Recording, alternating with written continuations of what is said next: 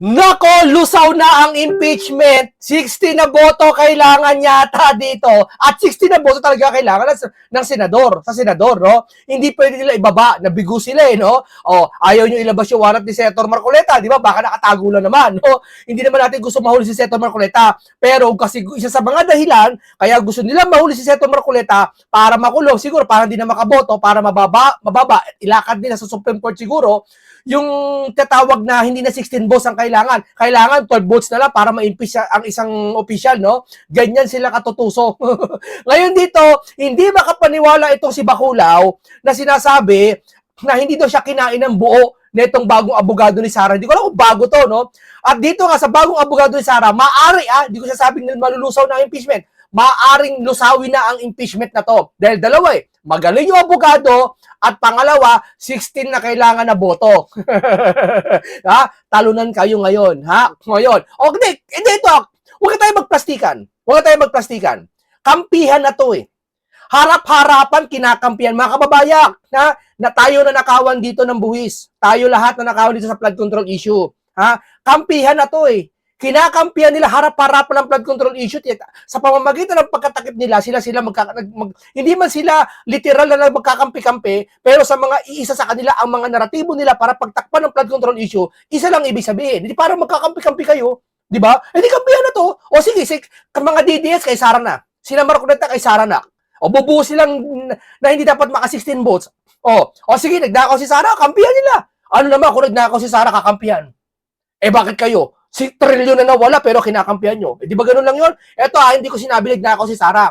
Kung halimbawa lang talagang kampihan na, di kampihan na. Di ba? Huwag nyo sabihin, mga pink, magnanakaw pala Sara, magnanakaw din pala BBM, di pinklawan na tayo. No! Yung pinklawan niya, kumakampi sa sa administrasyon niya yun Ano ba ginagawa nila ngayon? Hindi yung mga pinklawan ayaw tuklasin kung sino yung kumuha sa flood control. Ano ibig ko sabihin? Di kampihan na yan. Di ba harap-harapan Harap-harapan kinakampihan yung flood control issue, pinatakpan nyo. Di kay Sara din, ganun din. Ibig sabihin kay Sara, pwede namin sabihin na lulusawin na impeachment na yan. Talo nang kayo. Kayo talo dito. Kayo talo dito. Hindi nila mahuli si Senator Marcoleta. Takot yata Takot ba kayo? Takot ba kayo sa, hindi kasi ang INC kasi, di ba, papasukin daw nila. Tapos may mga nagsasalita na member ng INC, ganito, sige, subukan niyo pasukin. Puro daw pananakot ang INC. Hindi na nanakot ang INC. Sabihin ko sa inyo, hindi marunong manakot yan. At lahat ng sinasabi niyang ginagawa ng mga yan. At tinutupad nila yung gusto nilang gawin. Halimbawa, palakihin ganitong lugar, pag bibili nila yan. Ganyan ang INC, may kaisahan. Hindi yan mga, pag pinasok mo yung reliyon, titingin lang yung mga member. Di ba? Sabi niya, may nagsalita nga subukan yung pasukin ang INC Central. Subukan yung pasukin. Sabi ng, hindi sa akin galing yan Hindi sa akin galing yan Mabili. Ito hindi galing sa akin to kayo na bahala dito Pag pinasok daw yung INC Central, dahil sa pagbabanta nila, kung ano mga kaparanoida nila, sa kaparanoida nila, isa lang daw magiging mabili. Isa lang daw magiging mabili sa Pordaman na to, tinapay at kape. Okay na bahala kung ano ibig sabihin nun. Tinapay at kape ang mabili daw. Ewan ko kung bakit. Bakit nga ba? Pag pinasok nyo yun. Yun lang yun. Nabalitaan ko lang yun. Sa kada bulaklak. Okay lang yun. Sabi dito, 16 boto pa rin ang kailangan. Malinaw yan sa saligang batas. Sabi ni Macalintal, hindi naman pwedeng baguhin nila ang numero sapagkat sinasabi ng saligang batas, 2/3 votes of all members of the Senate, kaya lumabas na. 16 boto at yan ang hindi bahagi ng pre-trial. Ayan sabi dito. At sinabi pa dito, ito pa. 16 boto pa rin ang kailangan. Dating justice to dating associate justice ng Supreme Court. 16 boto pa rin ang kailangan. Lahat ng 24 senador dapat isama sa bilang. Hindi ko alam. Hindi ko alam. Nahihiwagaan lang ako. Bakit nagsasalita ang dating justice kaysa doon sa mga nasa Supreme Court ngayon? Di ba dapat mas magsalita ang Supreme Court kaysa dating justice? Bakit gano'n? Hindi ko alam. Hindi ko makuha logic. Di ba dapat mas nagsasalita pa yung dating Supreme Court sa sa mga nakaupo ngayon? Dapat SC, malakas ang tiwala namin sa inyo, ginagalang namin kayo. no? Kung ano desisyon nyo, gagalang namin. Sana po, sa susunod po, pakidesisyonan po ng mabilis po sana. Para po kasi dito po, para malaman po ng sambayan ng Pilipino. Di ba? Dito malaman kung ano talaga ang pwede, ano pa dapat hindi. Kasi ang sa amin lang po, kahit di naman po kami abogado, nakapag-aral din naman kami ng konti, kahit konting batas, no, kahit konting matematika, hindi pa talaga pwede po na bababa sa 60 ng boto. Kasi nga naman, ang 24 na senador, ang paghinati, ano mo yun, 16 talaga ang kailangan na boto. Yun po yun. Kailangan pagka-desisyon nyo na po. Di ba? Okay, ito. Asartalo yata itong Bakulaw. Bakulaw kasi narinig ko kay PH Update, Bakulaw. Bakulaw eh, di ko alam kung sino yun. Hindi ikaw hindi ikaw, Ma'am Luistro basta narinig ko lang Bakulaw. Viewers naman, bahala no kung ano ibig sabihin ng Bakulaw. Nila mo ng buo daw si Bakulaw. At hindi makapaniwala galit na galit, fake news daw. Pwede mo bang sabihin fake news yung opinion? Halimbawa, pag sinabi ko na ikaw ay pangit, pwede mo ba sabihin sa akin fake news ka? Yun ang paningin ko eh. Hindi naman impormasyon yun. Impormasyon ba yung paniniwala? Ha? Ano ba pag sinabi ko na kinain ka ng buo o tinalo ka sa debate? Pinky, tinalo ng debate ni Marcoleta. Hindi sila makapaniwala, tinalo ni Marcoleta si Pinky ng debate. Sabi, fake news daw tayo. Yun ang nakikita ko yun ang pananaw ko Saka kinakampihan ko siyempre si Marcoleta. Ba't fake news mo ko? Di ba? Eto, nilamo ng buo daw si Bakulaw. Nilamo ng buo. Dapat niya, nilunok para ba? Jonas no? Sa Jonas, yung malaking isda. Nilunok ng buo. Ibig sabihin kasi, hindi freedom of speech, figure of speech yata yun. Pag sinabi nila mo ng buo, I mean, hindi nakapalag. Kasi sa mga pating po, pag kumain ng isang buhaya o kaya hippopotamus, nilulunok. Ibig sabihin, hindi nakapalag. Di ba? Eto, painggan po natin kung itong painggan po natin to.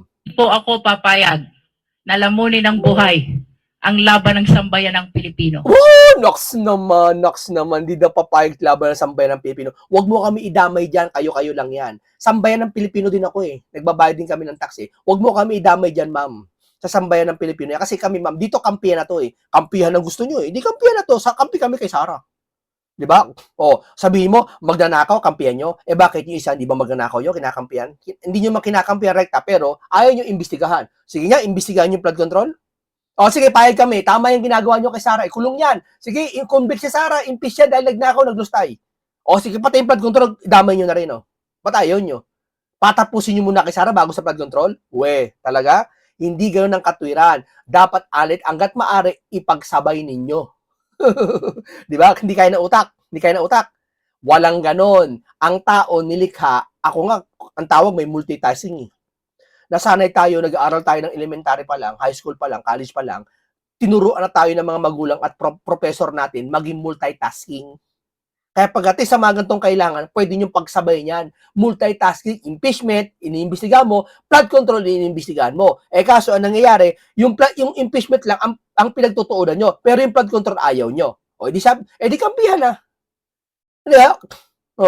May mga kumalat na rumors na parang nagkalamunan ng buhay daw po na parang ganun yung nangyari. Can you clarify po that, Chair? Alam mo ito, kumagat sa patibong na naman si kumagat sila sa patibong niya nilamon ulit tuloy. That is not true. I charge it to fake news. And the people should be... Paano naging fake news yun, ma'am? Paano naging fake news yun, mga kababayan? Paliwanag nyo nga sa akin. Paniniwala ng tao yun Di ba? Halimbawa, di ba sa mga title minsan, sa mga mga title, nilamon ng buo, nilampaso, sinupalpal, di ba yung mga ganyan title Di ba? Patibong, nilatagan ng patibong. Di pag nag-react kang, damahin nyo yung sinasabi niya, tiyan mo, damahin nyo Ito ba yung nagsasalita sa atin na hindi talunan? Pag dinipensa nyo, ma'am, na nilamon kayo ng buo, dapat ang sagot nyo, okay, nilamon pala ako ng buo, o sige, ito bawi ko. Sige, tignan lang natin. Yun ang matapang, yun ang nila. Pero kung sabihin mo, ako, fake news, hindi ako nilamon ng buo, di parang nilamon kayo ng buo din. Kasi nag-react kayo Baka patibong lang kumagat na naman siya. Bagong abogado ni Sara. Come very cautious now in watching from the social media. We should be careful in Ma'am, deciphering what is correct. ma'am, tandali lang. Hindi namin sinabi na talo ka o ikaw ay hindi magaling. Wala sinasabi ang social media noon. Ang sinabi, nilamong ka na ng buo. Ibig sabihin, freedom of speech, ano ba tawag doon? Figure of speech, ma'am, pwede marami ibig sabihin nun. Ako, ang ibig sabihin nun, hindi ka nakapalag. May ibig sabihin naman nabasa ko na nilamon ng buo, ay napahiya ka. Marami ibig sabihin, ma'am. Ma'am, huwag mong pigilan yung sambayan ng Pilipino sa kanilang sasabihin. Hindi ka naman pinagbibintangan. Di ba? Huwag mo sasabihin fake news sila. Mali na yan, ma'am. Pangingialam na yan sa panayang pananalita. Pangingialam na yan, ba? Huwag kayong magseta ng ganyan. Pinagbabawalan mo na kami malayang pananalita, ma'am. Huwag ganun, ma'am. Bahagi yan, ma'am. Una-una, hindi ka naman pinagbintangan, talunan ka. Di ba? Ang nagkataon lang talaga, insight ang nilamon ng buo. What Eh ngayon, sa ginaganyan mo ngayon, para ka nilamon ng buo. Imbis na hindi ka na pumalag, ang sabihin mo na lang, sige, ganun na, nilamon ng palang buo. It's, okay, sige, patutunayan natin, i-impeach natin si Sara. Saka hindi kinakalata. Ang sipag nila no pag-impeachment, no? Ako kahit sa natural, kahit sa psychology, kahit sa science, yung buwan na binila, nag-impeach ka, ano ka na hindi ka na ganyan ka-aggressive Pero sila aggressive, no? Hindi para panagutin si Sara talaga sa kaban ng bayan, hindi Kasi kung talagang sila para sa kaban ng bayan panagutin, lahat ng opisyal sa Pilipinas, hindi lang si Sara Oho, hindi lang si Sara. Kaya, yung sabihin mo, napakasipag mo para kay Sara. Tapos pag tinanong mo sila, bakit yung ginagawa kay Sara to? Kasi para yung taong bayan magkaroon ng katarungan sa ninakaw na nilustay ni Sara. Hindi yun Kasi kung talaga para kay Sara lang yan, ay para sa Pilipinas, kasama flood control, kasama yung mga nawala, yung mga bakit ngayon, yung mga ibang ahensya nagkukulang yung budget, alam mo yun, saan napupunta yung pinamimigay na ayuda, alam mo yun, lahat iniimbestigahan Hindi, si Sara lang Di ba? Yun nakakainit ng dugo Ako personal wala naman akong pakialam kung talagang si Sara nagkumuha ng ng pera ng lustay I mean, hindi wala sa walang pakialam. I mean, hindi naman talaga tayo dapat pumalagay kung talaga nanguha si Sara, impeach niya talaga. Sige, tanggalin niya bilang isang opisyal. Pero, si Sara lang ba, ma'am? Ibig ko pala sabihin, ma'am, yung 1 trillion, si Sara lahat kumuha? Yung sa flood control, si Sara na naman, ma'am? Yung ba gusto niyo palabasin? Di ho ba? false. Of course, I am conscious that I am representing the interest of the sovereign Filipino people. Sovereign Filipino people talaga? Soberanya ng Pilipino? Ma'am? Ma'am, yung flood control, ma'am? Di ho ba? Tapos pag nakausap mo, sabihin, hindi dito flood control ang pinag-uusapan si Sara. Hindi yun na nga Yun na nga Hindi po ako papayag na Oh. lamunin ang buhay. Talaga naman, ma'am, tama yan. Hindi ka pumayag na lamunin ka ng buhay. Tama yan. Kasi kung talaga nagnakaw si Sara, okay, papalakpakan pa kita. Ma'am, Luistro, ang galing nyo.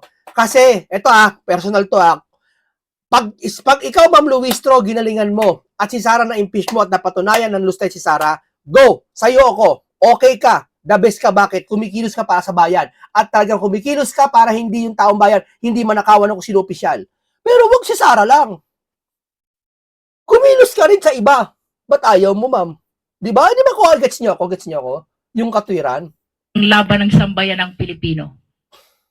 Ma'am, hindi laban ng sambayan ng Can Pilipino, you ma'am. also say something? Ano ba laban ng sambayan ng Pilipino, ma'am? Yung impeachment? Ang laban ng sambayan ng Pilipino, ma'am, yung korupsyon ng mga politiko. Kasama lahat yung flood control doon. At maaari nga kasama si Sara doon. Pero di ko sinasabing ko, nangura ko si Sara, sila bahala dyan. Doon sa sinabing lahat panagutin, ang panalo ng sambayan ng Pilipino, mapanagot lahat ng politiko. Isang politiko lang inaano nyo About that. It's normal, of course, for parties Nakita ko yung yung itsura niya, na high blood si ma'am. Dito to lang, ma'am, na high blood ho kayo, nakita ko. Hindi kayo makapaniwala sa claim that they got the upper hand in any particular hearing. So, of course, anything that I will say about it could be viewed as bias. But tignan mo ito, relax lang siya. so to address that, let's just stick to let's stick to the facts. Okay, when you say, I think the term that you use is sige, So, as I was saying, anything that I'll say about it, in terms of who really got the upper hand, of course, that will be viewed as bias. So to properly address that, let's stick to the facts. Okay, when you say kinain, nagkalamunan. What does that mean? No? It means someone got an upper hand. No? Sir, yung mga sinabing ganyan, sir, huwag nyo nang patulan. Sir, hindi nyo ba nakuha ang punto, sir? Kahit sino pwede sabihin nila mong ka ng buo, inambalos yung muka. Yung mga title kasi minsan nila mga ano yan, may mga balita eh. Di ba sa mga mainstream media, ayoko na magbanggit kung sino yun. May mainstream media kung mag-title eh, ganyan. Nila mo ng buo, tinuktok sa ulo, pinakuan sa muka. Kahit hindi naman eh, basta ano eh, pinapalala lang yung ano, pinapaano lang yung set ang kantong ika nga, set ang street language niya. Huwag kayong magagalit, sir. Huwag kayong magagalit pati si yung babae. Huwag magagalit. 'Di ba? Natural 'yun eh. Hindi naman kayo ganyan ba kayo kabalat sibuyas? Patunayan niyo na lang, sir, talaga dapat ka-impeach si Sara. Ano man sabihin ng taong bayan, eh syempre natural, papalagyan kasi una-una, marami din naman gusto kay Sara. Marami din may gusto sa BBM. At marami din naman may gusto diyan sa inyo. O may mga bumoto man sa inyo, marami din. Pwede din kayo pagtanggol ng mga yan. Diba? Kanya-kanya lang yan, sir. Hindi natin pwede i-please yung mga tao na ito dapat sabihin nyo at huwag nyo sabihin yan. Diba? Compared to the other. So what happened? It's a pre-trial conference. So in that context, to say that you got the upper hand, it should mean that you're able to get favorable rulings on your part. No? But that's impossible. Why? Because the clerk of the impeachment court cannot even make any rulings. No, so that's factually impossible. Now, but what I can say Hindi. also factually, no, is that Oo we nga, were ando able na tayo, sir. Hindi talaga kayo malalaman ng buo. Ako, ito. Sige, bibigyan ko kayo ng isang magandang salita. Yan si Ma'am Luistro at ikaw, hindi naman talaga kayo malalaman ng buo eh. Okay kayo talaga, magagaling din kayo. Pero sana huwag kayong maging balat sibuyas tungkol dyan. Patunayan nyo na lang na si Sara ka-impeach. Pabor pa ako. Pag napatunayan si Sara ka-impeach, pabor ako. Bakit? Kung napatunayan, due process, may ebidensya, nakita talaga, nagnakaw siya, nanlustay siya, hindi na depensa ng kanyang abogado. So, sige, pabor ako. Sasama ako, sige, impeach yan. Walang problema.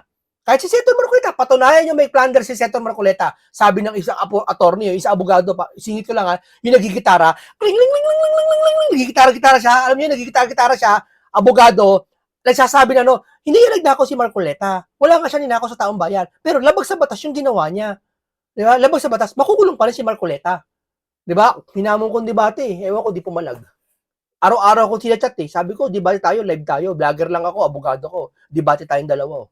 Hindi ayaw eh. Ayaw sagutin eh. Di ba? Kung talagang tunay siya, sasagutin niya yun. Di ba? Patutunayan ko sa kanya. Patutunayan ko sa kanya, inosente si Senator Marcoleta. Di ba? O, abogado na sila, gusto niya, isama niya pa yung isang retired yung Karpuet. Hangang-hanga sila doon kay Karpuet. Yun. Gusto nila, magsama pa sila, ako lang eh. Huwag nila sama si Marcoleta, ako na lang eh. Di ba? Hindi ako nagayabang ha.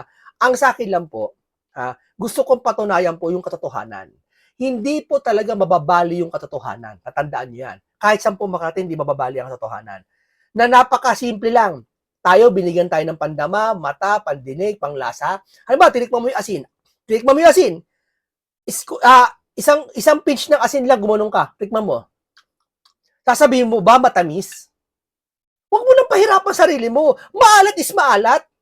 Huwag mo nang gawin matamis yun. Alam mo, asukal, gawin mo asukal. Sasabihin mo ba maalat? Alat, di ba? Huwag mo nang ganun eh. Matamis yung asukal. Ganon din yung sili. Sasabihin ba yung sili maasim? Maanghang. Yung nangyayari ngayon, nakikita ng pandama natin, mata natin, narinig natin, nasusubaybay natin, huwag na tayo magmaang-maangan. Kung pag sinabi namin wala nag-iimbestiga sa flood control, yun na yun, wala nag-iimbestiga sa flood control. At pag sinabi namin nakapokus na sila sa impeachment, sa mga lustay-lustay ni Sara, doon na sila nakapokus, wala nang iba. Di ba? Natural lang tayo. O pag ito naman, may nagsabi nila mo ng buo, pagbigyan niyo yung taong bayan, kasi kakampi sila eh. O din, normal yun, kakampi nila Sara yung nagsasabi noon. Alam nga naman kalaban ni Sara magsabi noon, na nilamong kayo ng buo. Hindi. Siyempre, kakampi ni Sara, obvious yun. Ang meaning ko dito, huwag kayong maapektuhan ako naman balat sibuyas kayo. Ang gawin nyo, patunayan nyo na lang due process at talaga nagdustay si Sara at panagutin ninyo. Yun lang yun. At isabay nyo yung flood control. To secure or successfully achieve our goal, no? What is that? To ensure that the pre-trial would proceed in an expeditious manner. No? Right at the start of the pretrial conference, there was an attempt on the defense to raise an issue regarding the two-thirds threshold, no, to pose this as something that must be resolved before pretrial could commence. And that is something that was quickly shut down by Congressman Luistro. No? And in fact, as you know, we were able to complete already the markings of evidence for 2 articles of impeachment. No? And today, we're continuing with the 2 other articles. Hindi yan, tama yung ginagawa nyo, tama yan. Ako ito, hindi ako kokontra kay Luistro pati dito. Hindi ako kontra sa ginagawa nila. Kasi pangit yung sabihin mo, wag na ituloy yan. Kasi andyan na yan eh. Okay, andyan na yan, granted. I-justify na lang natin na sige, tuloy nyo na yan.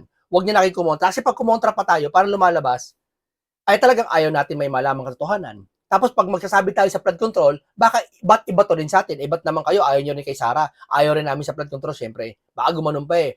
O sige, kaya ganito para patas pare-parehas. Ituloy nyo na yan, Ma'am Luistro, ginagawa nyo, tama. Suportado ako sa inyo. Sige, suportado ako sa inyo. Tuloy niya para matuklasan kung sino talaga sasabi totoo. Lalabas ang mga katotohanan, tanda mo, lilitaw lagi ang katotohanan. Hindi pwede magsama ang mantika sa atubig. Tanda mo, manghibabaw talaga ang mantika diyan. No, ibig sabihin, dito sa sa sitwasyon na to, ituloy niyo na 'yan. Papapatunayan naman 'yan eh. 60 naman yung senador eh. 60 na kailangan na boto eh, di ba? Kaya tuloy niyo na 'yan, sige, para makakalaman din natin. Pero isa lang ang pakiusap namin ng taong bayak. Sir, bilang kayo, nakikita namin matalino naman si Luistro eh. Matalino ko rin naman sir eh. Nakikita ko sa pananalita pa lang eh. Wala naman taong ob-ob eh. Walang taong ob-ob. So, may nagpapakamangmang meron. Di ba? Ngayon, gusto namin mangyari. Sana pagkatapos yan, sir, dapat niya sabay eh. Sana pagkatapos yan, flood control issue naman. Ayaw pa rin. O, hindi papayag sa inyo, nasa impeachment lang. Yan ang isa sa mga dahilan ba't galit na galit ang tao sa inyo. Di ba? Hindi naman lahat. Of impeachment, which is one for confidential funds and unexplained wealth. And we're hoping to finish that as soon as possible. Unexplained wealth. Okay, granted. Unexplained wealth. O sige, si Sara, marami nakitang pera sa bangko. Bakit? Siya lang ba maraming pera sa bangko? Wala daw trabaho si Sara. Yung asawa yan, dami negosyo eh. Sisilip mga Duterte. Bakit yung mga congressman dyan, may 3 eroplano? Wala naman negosyo. Konting negosyo lang, hindi sasapat doon sa eroplano. Magkano isang Airbus? Magkano makasama? Masa 1 billion yata, mga original, no? Magkano ba isang Airbus? Ang helicopter yata, 500 million, 300 million. Airbus, magkano? Kulang-kulang 700 million yata, ha? Hindi ko pagkakabali, ha? Hindi ko sigurado. Tapos yung kita mo sa negosyo mo, hindi naman ganun kalaki per year. Saan kukuha nun? Yun ba, hindi nyo imbestigahan? Yung pera ng isang senador dyan, ang dami-dami. Sabi si Pinky, ang daming pera, di nyo imbestigahan. Si Erich, sabi niya, kumita siya sa media ng 400 million. Yung pinaghirapan niya sa media. Ang dami. Wag na lang yung mga wag yung mga nagsisikap talaga. Kasi mga tulpo talaga, may possible na pera talaga nila yan eh. Naniniwala ako lalo si Rapi. Pero ewan ko lang kay Erich ha. Si Rapi, naniniwala ako pera niya talaga yun. Kasi una-una, malakas ang niya, dati niya, views niya. Okay, pero yung mga congressman iba sir, na napatunayan sir, ang daan-daan libo yung pera siya sa bangko. Niimbestigahan nyo ba? Hindi. Hindi transparency ang ginagawa nyo. Hindi yan accountability. Iisa lang target nyo eh. Di ba? Possible as well. The third mini trial did Eto not na, yung abogado ni Sara. Dito sila na talaga sabi nila mo ng buo daw. Hindi, ito naman sa akin lang ha. Hindi naman nila mo ng buo si Luistro, ma'am. Patunayan mo na lang na mali sila. Yun na lang yun. Huwag po kayo magbalat sibuyas. come from the defense. The term mini trial came from members of the committee. And in fact, you only have to look probably Mas magaling to kay POA. Galing niyo ito. Kitang-kita sa pananalita pa lang eh. in the internet or search them yourselves to know that there have been statements to this effect that what the committee will do is sort of a mini trial. From my end. Clarification po ng chairperson and some members of the committee na ito daw pong nagawa nila is not like a mini trial but like preliminary investigation ikukumpara doon sa usual na legal process na ginagawa. At ang sabi po, parang po kay Representative De Lima, Alam mo, sige, patapos natin. disrespectful daw po na hindi humarap si Vice President sa Duterte para personally paalam o i-lay down mo kanyang mga rason kung bakit hindi siya nakal or hangalap na dito sa pagdito. Thank you. All right, thank you. So, you have two questions, right? Number one, it does act to the statement that what the committee is conducting is not a trial, but is allegedly a preliminary investigation. Number two, you also want us to react to the statement of Representative De Lima that, to the effect that the non Tignan mo, modern days na kayo. Yung mic nyo, sira-sira pa. Ayaw nyo bigyan ng maayos yan. Di ba?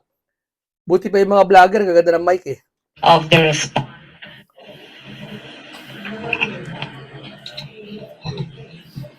at the committee hearing today is allegedly a disrespect. Let me respond to the second one before I go to the first one. We regret that that's how the good representative feel, but we also had very clearly in our letter and with good intentions, because it is our duty as lawyer to put the defense or best defense available for our client. And at this point, we really feel or we believe that the committee really has no jurisdiction to conduct any form of trial. There was no disrespect intended because in fact, we had responded to the invitation that was extended to us, signed by the chairperson of the committee, and we had submitted this even before the committee hearing today. So we don't know, we don't understand how that could be a form of disrespect. Nonetheless, let me address your question on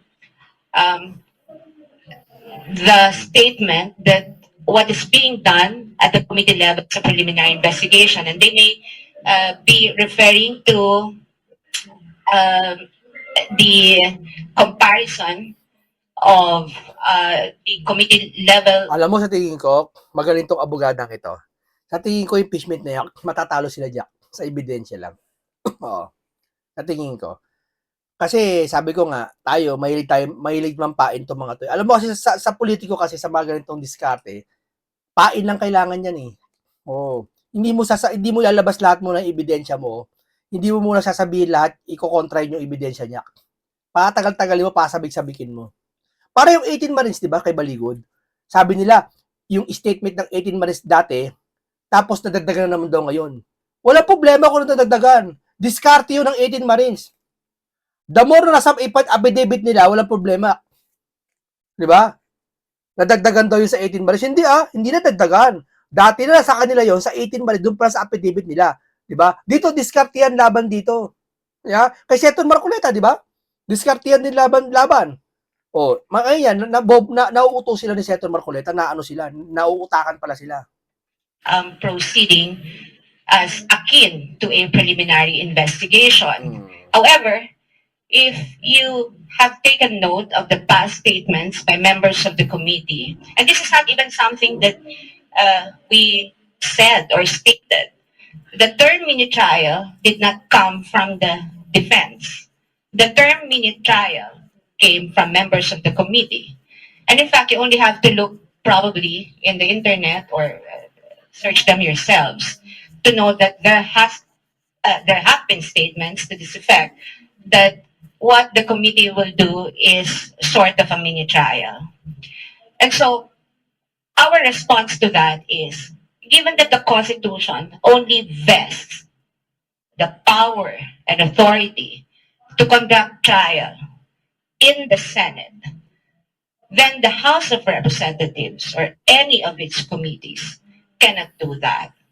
And I think this is very clear also in the Duterte ruling, both in the 2025 and 2026 decisions of the Supreme Court, that constitutional parameters with respect to the conduct of the entire impeachment proceedings should always be complied with, especially given that it's not only a purely political proceeding, it is also a legal proceeding, and therefore must comply with the fundamental law. Magaling to. Lari kayo dito. Iba yung mga tabas ng pananalita.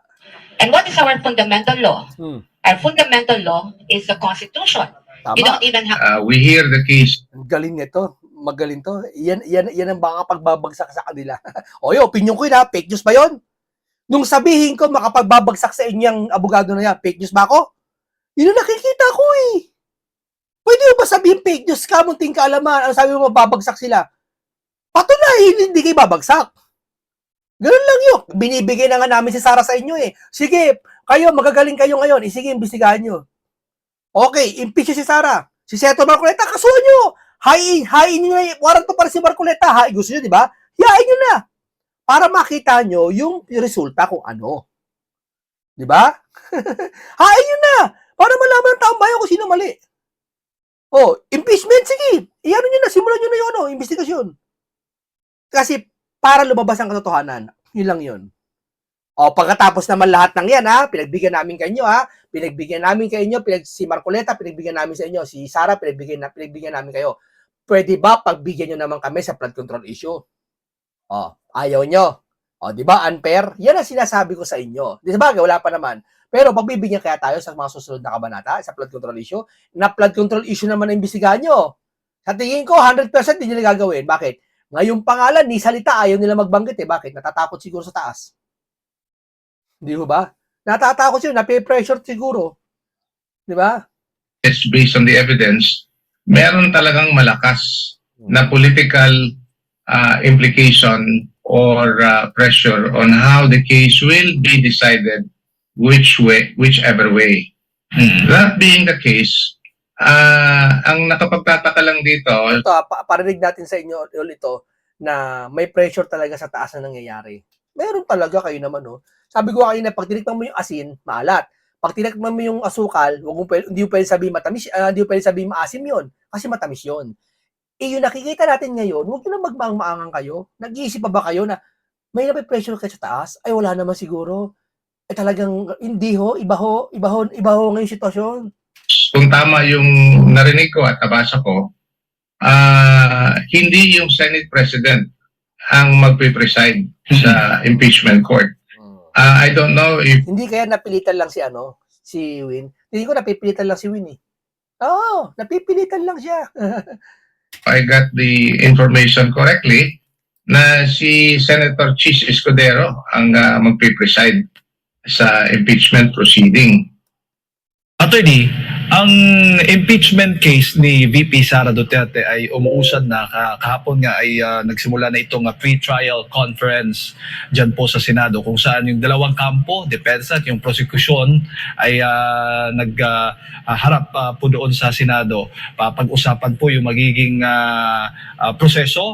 procedure ng impeachment. Anong tingin po ninyo considering sa bagong komposisyon ngayon ng Senado? Paano ito? Anong magiging implikasyon, epekto po sa magiging kaso ng impeachment ni VP Sara Duterte?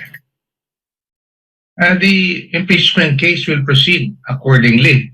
No? Alam natin na yung any impeachment proceeding or impeachment case initiated by the House and tried by the Senate, no matter how the people will deny, especially those on the two houses of Congress, there is always a political dimension of this proceeding. No matter how we try to adjudicate, ibig sabihin, hear the cases based on the evidence, meron talagang malakas na political implication or pressure on how the case will be decided whichever way. Totoo yun.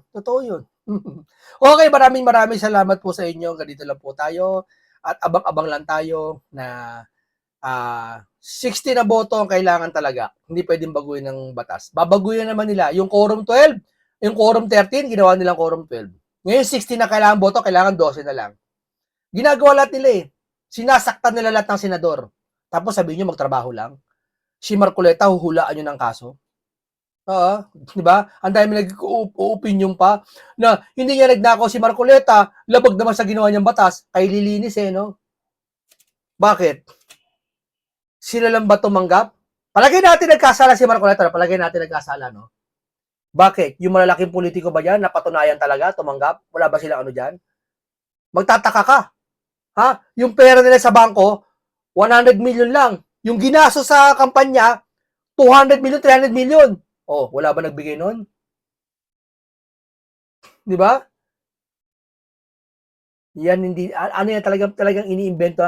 Pinupush talaga nila. Pero si Martin, ha? Talagang nadikdik na, tinuro na, lahat na, wala talaga. Okay, maraming salamat. Ang lahat ng ito tandaan nyo, ha? Impeachment lang pinag-uusapan rin pati flood control. Yun lang yun. Maraming salamat. Isang makatarungan na naman na komentaryo at may punong-puno ng karunungan at kaalaman. At isang makabuluhan talakayan naman ang aking natin sa inyo na marami kayong matututunan at masustansyang pag-uusap. Ganito lang po, ingat lahat kayo, paalam po sa inyong lahat.